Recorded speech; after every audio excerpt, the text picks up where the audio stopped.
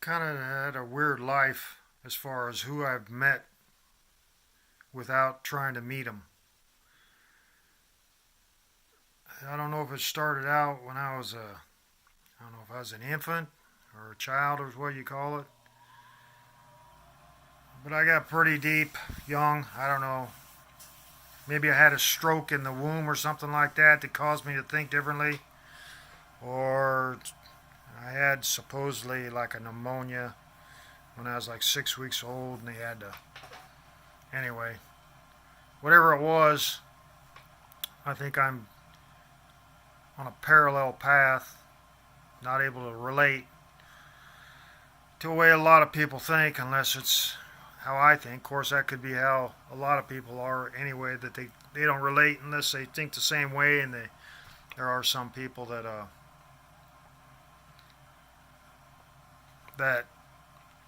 uh, think the same way. I don't know. Anyway, I started out, I don't know why, but I think my first thoughts were like I was a dinosaur, only I knew I wasn't a dinosaur, but this is before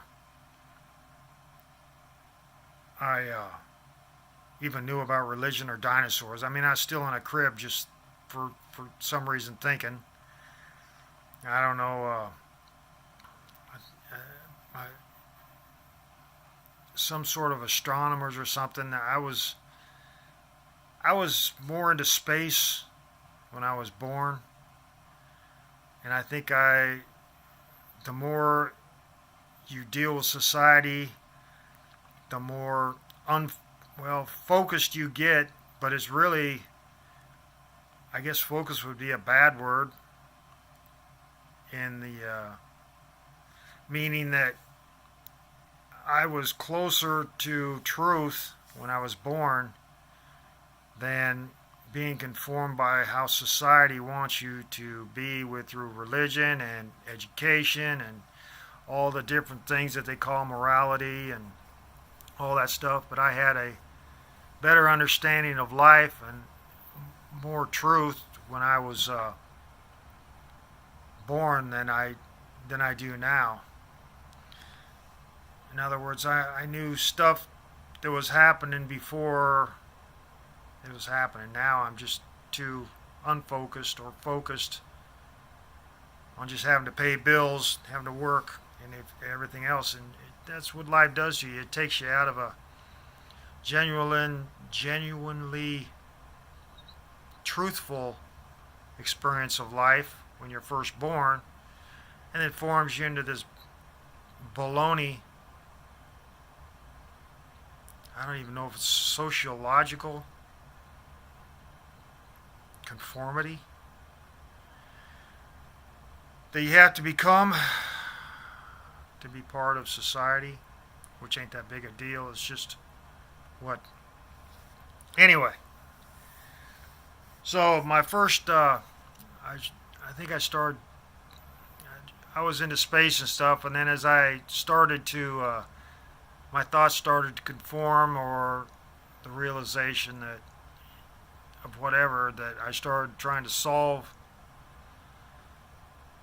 mysteries like Jack the Ripper. For some reason, I don't know, I think this is before I don't know if when at what age, maybe before I was 1 years old or 1 or 2 years old.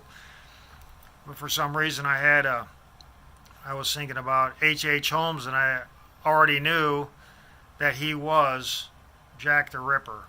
And off and on through my life, I've tried to piece together why I came up with that conclusion. It's came to the point, but whatever it is, I've done a lot of thought and theories and looking around through different things. Of course, most of the stuff if you get handed it down, it's through freaking news media, and you can't, you're going off hearsay and whatnot with news media. Anyway, so what that led into is a bunch of people, for some reason,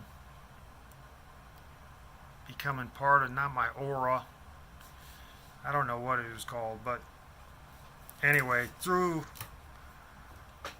through my odd half a century of life, more, I have ran into probably 9 serial killers.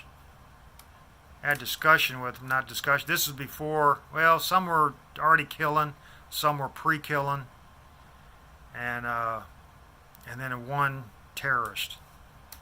And I think the first serial killer I ran in, or came to, when I was in grade school here in Des Moines.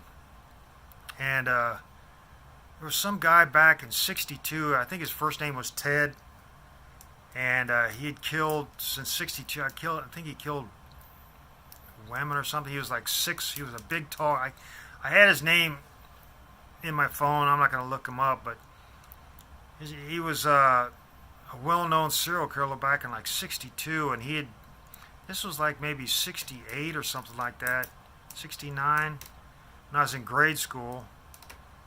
And he came to our grade school, man. He was like dressed like the Undertaker, and he was a big, tall dude. You know, of course, we were kids out on the playground. He came to our freaking school, pulled a big freaking long gun out, like a 6-shooter, like a revolver type 6-shooter with a big long barrel on it. He just pulled it out and started scanning across the playground. I ran up to him and said, "Hey, man, we're a bunch of freaking kids, you know." I don't know what kind of brain lock he was in, but I was like, "Hey, dude, you're pointing a gun at a bunch of kids on the playground." And I think he tucked it away or something. I think I asked him for the gun, and he freaking handed it to me. And here I am with this big long gun. And I thought, well, now I got the gun now. And he said, "You don't know that I don't have another gun, and that gun isn't loaded. And if you don't give me that gun back, I might pull this gun out that I have loaded that you can't see and start shooting people." And so I was like, okay, you know, should I open this gun up? And he goes, "Go ahead, do what you want." So I think I handed the gun back to him without checking. Of course, I was like 8 or 9 or 10 and hadn't really shot a pistol before. So I thought, well, if that's true and I don't hand the gun back to him, he starts shooting. Well, anyway, nobody died, nobody got shot. But he pointed at some girl and he said, "Oh, you like her?" And I said, "No." I said, "What do you mean?" He goes, he was weird. He goes, "You go kiss her or something." And I said, "Oh, okay, yeah." Well, we didn't kiss, we didn't do nothing. She was saying who he was. I know her name, but I'm not going to give somebody else's name on the internet. But she was saying who he was, and I had never, I didn't recall she had seen him. I don't know if she'd seen him on the news or what. She said his name was Ted, and I can't remember his, it's not Kaczynski. It's not the Unabomber. This is some guy who was a serial killer.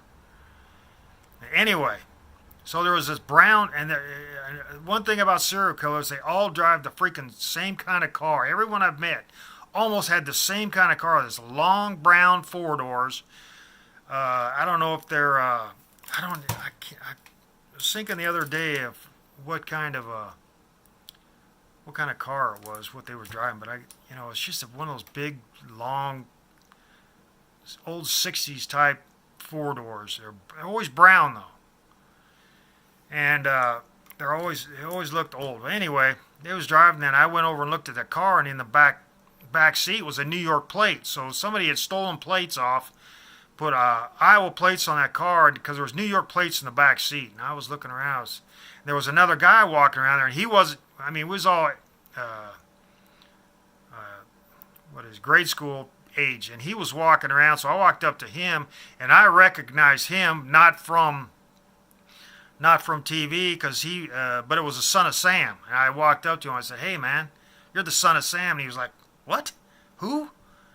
I said, "Never mind," because I figured, well, I've just freaking named a guy, and now he's going to turn into it. But anyway, he hadn't started killing yet because this was back in like '69 or something like that. But anyway, he was driving this Ted guy around, and I read later that the son of Sam was really obsessed with this Ted guy. And I don't know, but it never said that he met him. And here he was driving him around and this was back in the 60s, late 60s, maybe, it might have been 70. I can't remember what year it was. But I looked it up and the dates and stuff to see if he was arrested before he was to make sure.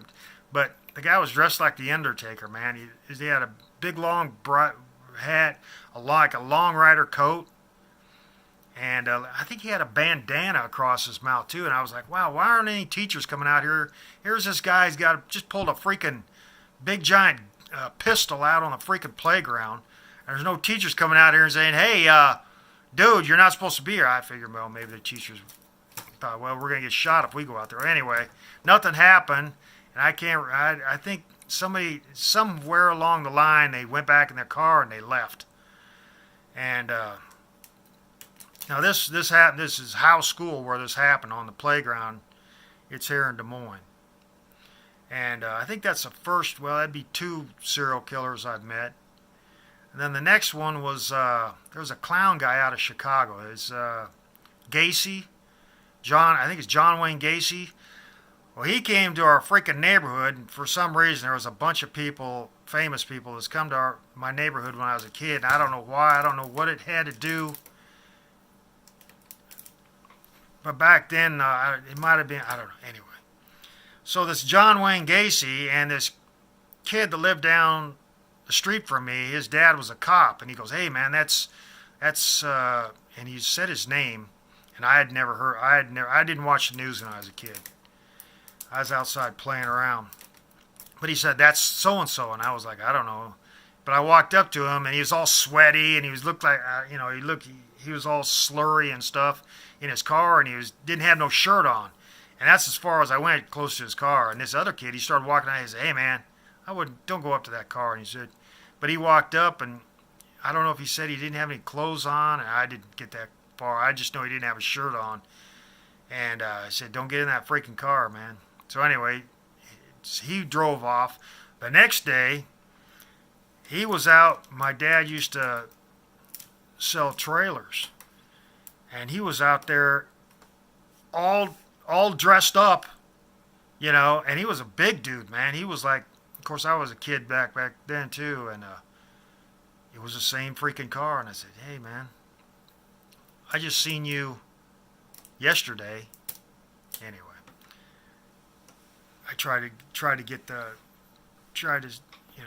talk to him, but nothing, whatever it was, nothing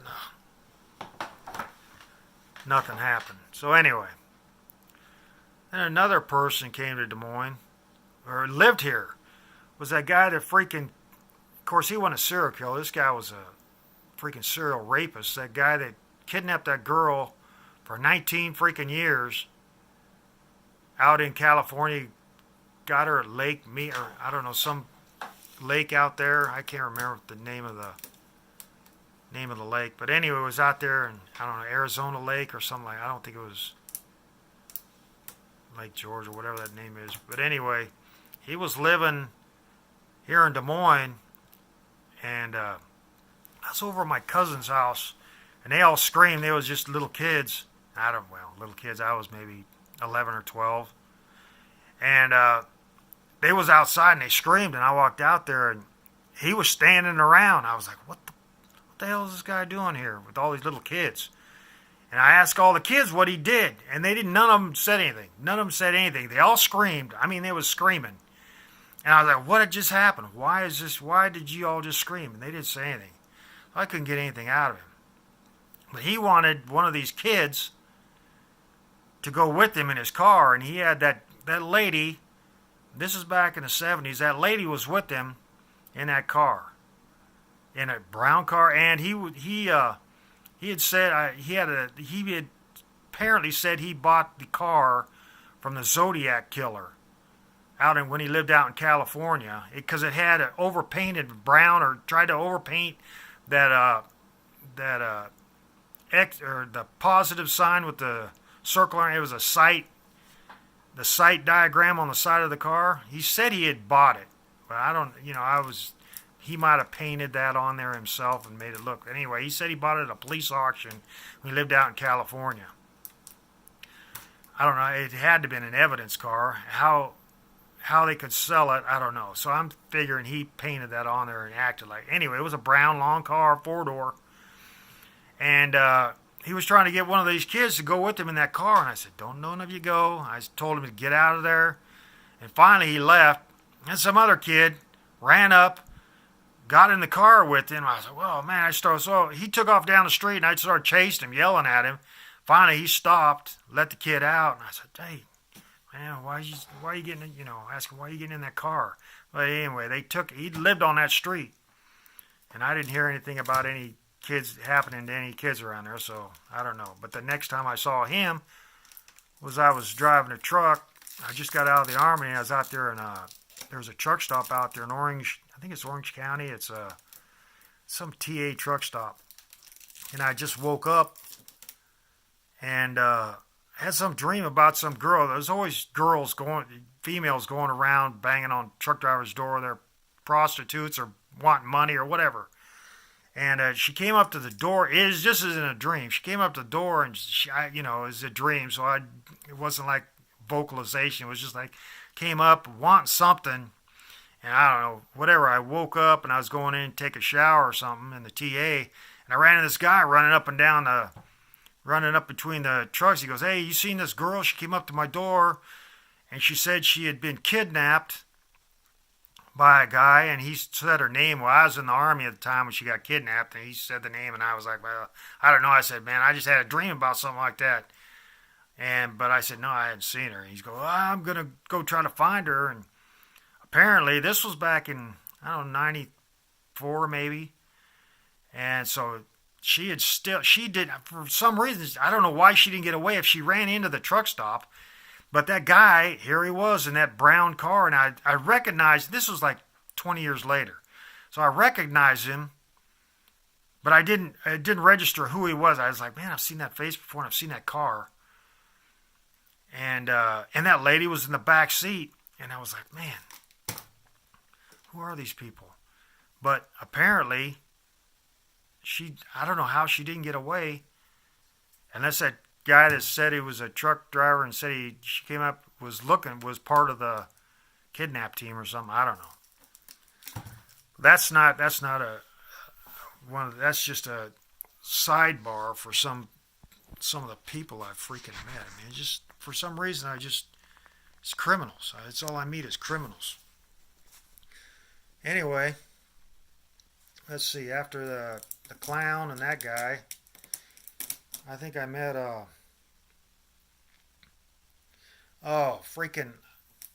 I lived in this city called Indianola. Well, that's where I graduated high school down there. And they had this Simpson College there, and there's a track there.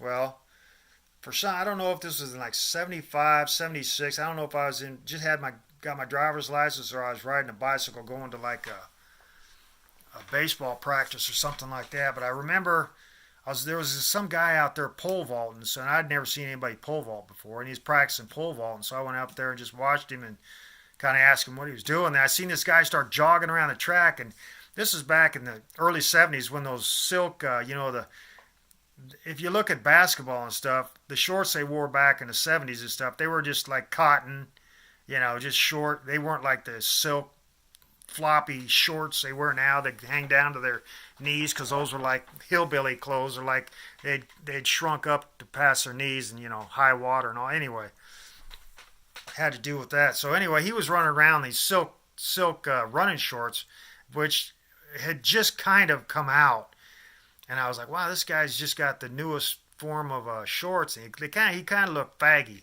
I mean, not running. I mean, not. I mean, he looked like girlish. Okay. So anyway, I thought, I'm gonna go talk to this guy and see if he's a little limp-wristed. So I go out there. He comes. He's running around this Simpson College track, and he's running by. And so I go out there and start jogging behind him. He stops, turns around. He starts.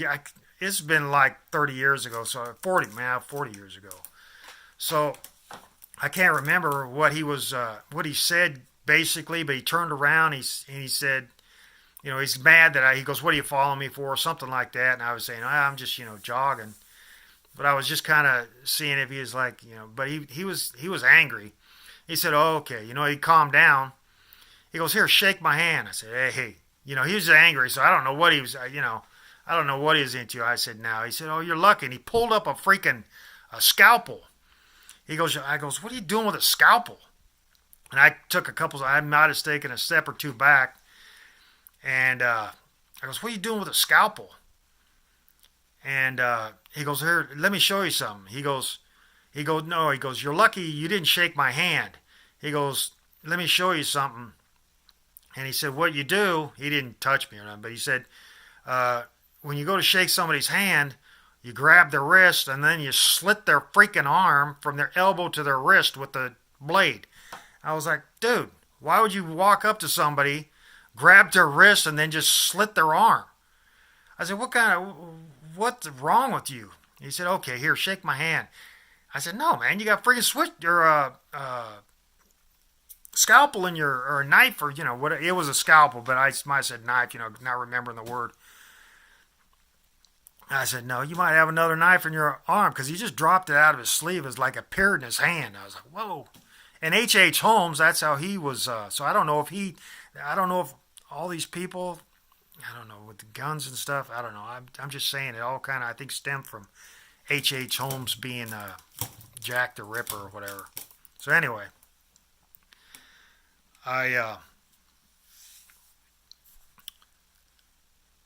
21 minutes, man, I've been talking a long time. I didn't think it'd take this long. So anyway, he starts saying about, I can't remember what he's talking about, but it had something to do with, it was something like he didn't like females, or he didn't want to, something about it. And he said he was with a female.